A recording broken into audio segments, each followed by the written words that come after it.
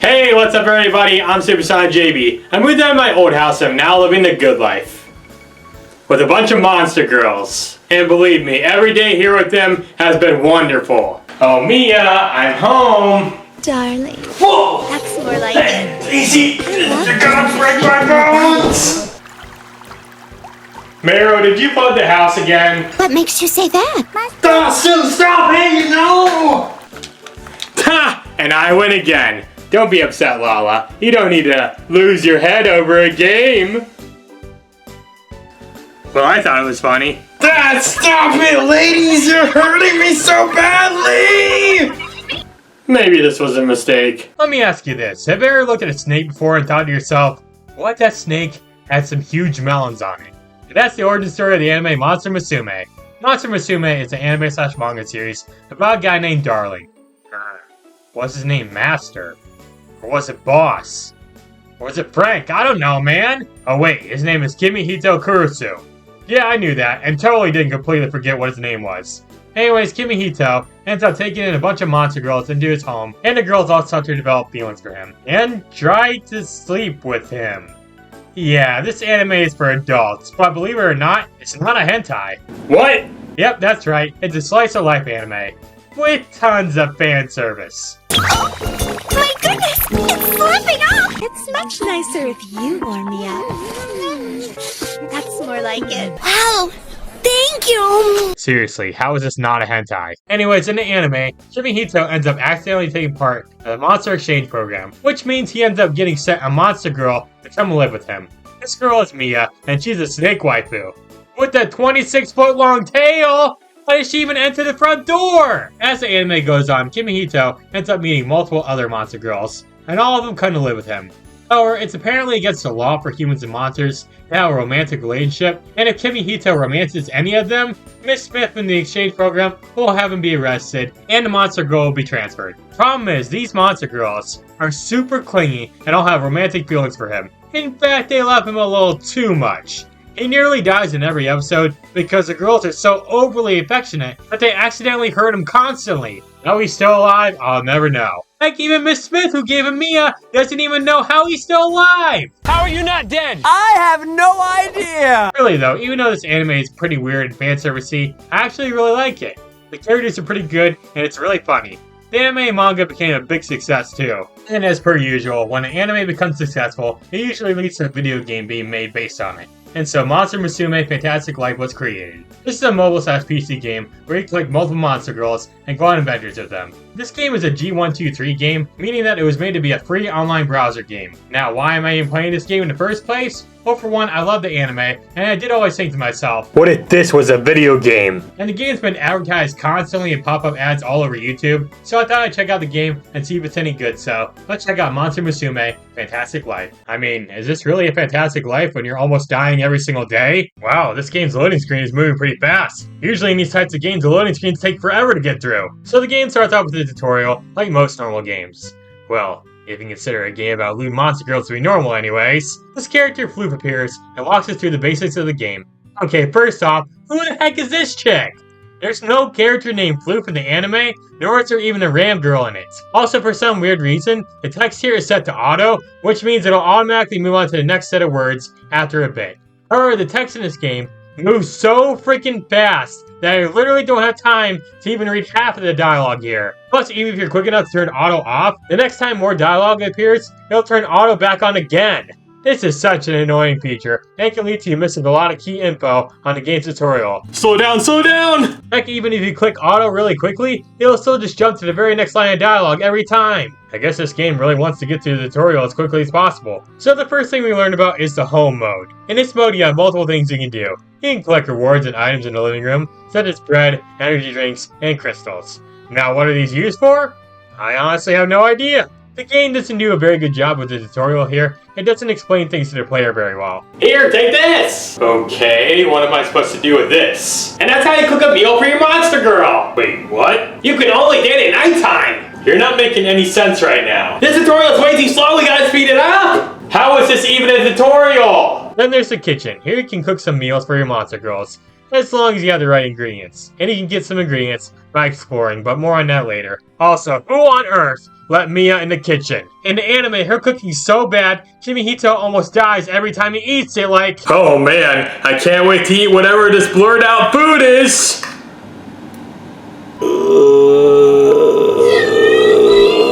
There's also an advice section where you talk to one of your monster girls and get to make a decision that'll increase your bond with them. It's similar to the advice sessions from Goddess to Victory Nikkei, but not as good. You do get some in-game currency for choosing good options though, so that's a plus. Then there's a guest feature. This is where a random character will show up at your house and give you a reward. The first guest you come across is Miss Smith, who's apparently pointing a gun at us. Miss Smith, please, I'm sorry I didn't call you best girl! So that pretty much is all the content in the home mode.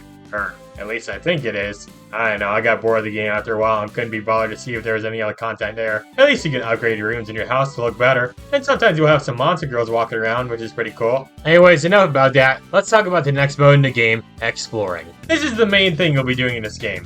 Well, aside from simming from monster girls anyways. Master! In this mode, you'll play through multiple stages, collect items, and fight a boss? I don't remember Monster Musume having boss fights in the anime. Oh, imagine if one was Sephiroth! Don't deny me. Before we start a level, Sue wishes us good luck, and off we go. Thanks, Sue. I appreciate it. Man, this is gonna be so much fun, I'm sure of it!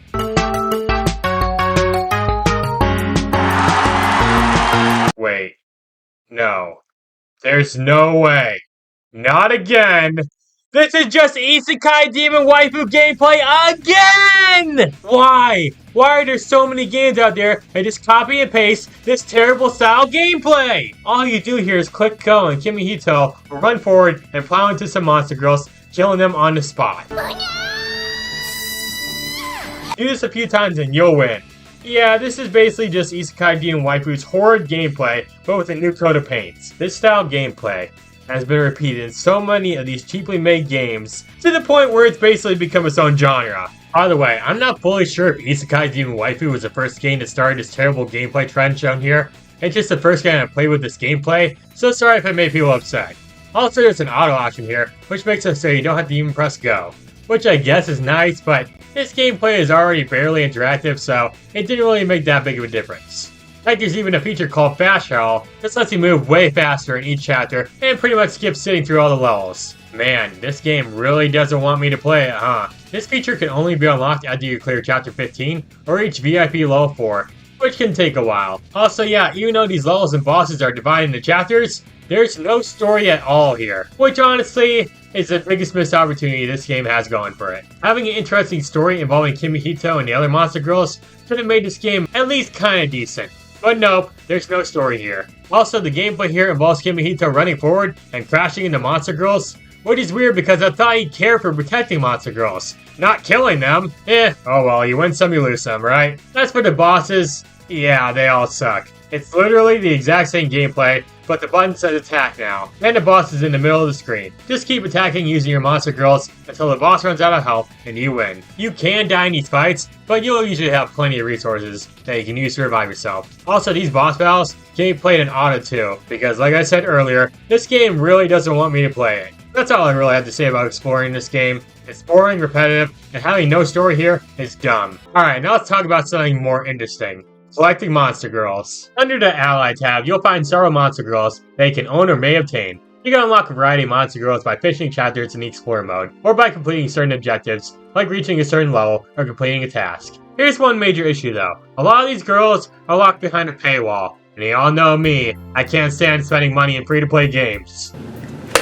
No! A bunch of girls are locked behind some expansion pass thing, and some others are part of the event rewards, which also involves spending money. Look, I get it, free-to-play games gotta make money somehow, but why would this game make almost all the girls from the actual anime part of a payment plan? The only one of them from the anime that I was able to get for free was Lala, who honestly looks pretty hot here. Man, who knew a headless woman looked so good in stockings? Each monster girl has specific stats that show off how good they are in combat. What, you mean this combat? All you do is press a button. What's the point of even having these character combat stats when they barely do anything at all? You can level up your monster girls by giving them stuff, which does make them take down bosses faster, so that's nice, I guess. Another thing you all need to know is that some of these monster girls aren't even girls, nor are they even monsters. Like one of the characters you can get is the director, who is that perverted cameraman from the anime. Why the heck is he a character you can get in this game? Who plays a game called Monster Musume Fantastic Life, a game specifically about sexy monster girls, and think to themselves, yo, I want to play as a director. Direct your best girl.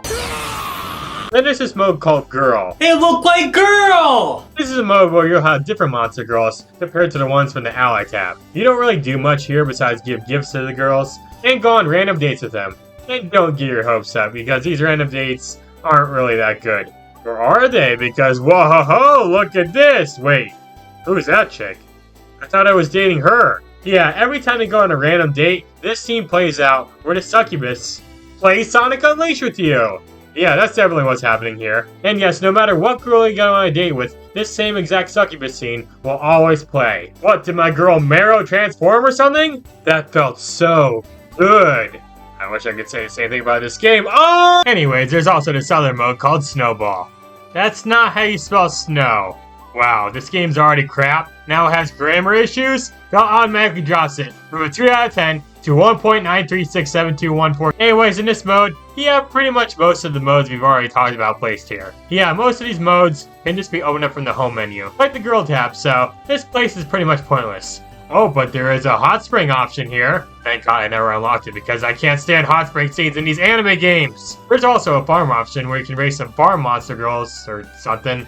I don't know, I didn't really play long enough to unlock it. There's a shop where you can buy stuff, and there's a town feature where you can view the ranks of players across the world. Wow, good job to Twitter for being ranked #1 in this game. I love how most of the names here are just default player nicknames. Whoa, I'm player ranked 865? Cool! I'm basically a god at this game! You also have Conquest, where you can join a guild and potentially become owner of a business. I didn't really play this mode, but it is something you can do. As for the other modes here, I didn't really unlock any of them, because it would have taken way too long and I was too bored to keep playing. There's a spin the wheel minigame you can play to get rewards, and there's a bunch of tasks the game will give you. These tasks get really repetitive, especially the ones where it's like keep leveling up your characters to this level. And really, that's all the modes you can play in this game. But you're probably wondering, what about all the other things on the home menu? What are those for? Well, most of them are just ads that try to get you to purchase something. So I pretty much just ignored all of those. But even when I did, the game would sometimes just pop up an ad out of nowhere. No game, I don't want to purchase an emoji pack, even if it is only 1 penny. At that point, just make it free. As for the game's music, it also sucks. A lot of the songs are just reused, and they end on this weird loop where the song finishes, there's an awkward pause, and then it takes a bit to start up again from the very beginning. Yeah, the music sucks. Honestly, that's pretty much all I had to say about this game. Overall, I honestly thought it was a pretty bad game. The gameplay was terrible, there was no story, no voice acting, too many ads, bad animations, and no fun at all. The worst part is Monster Musume has potential to be a good video game or even a visual novel, but this game did not do the series any justice. It's just a cheap cash grab game that honestly shouldn't exist. We got this over a season 2 of this anime. That is just so unfair. Oh, by the way, did you know they reference Metal Gear Solid in this anime? They have Mia in a cardboard box in this one scene, and she's wearing Snake's outfit. The Snake is dressed as Snake. That's pretty funny. Darling. I'm trying to sneak around, but I'm dummy thick, and the clap of my ass cheeks keeps alerting the guards. So that was Monster Musume Fantastic Life, and yeah, like I said, it wasn't a very good game at all. It really sucks because this series has so much potential to make an awesome video game, but this game, it's just pure crap. Honestly, living with actual monster girls is way more fun than playing this game. Oh god, the girls are coming back! No girls! No! Quit being so horny! Horny boys, help!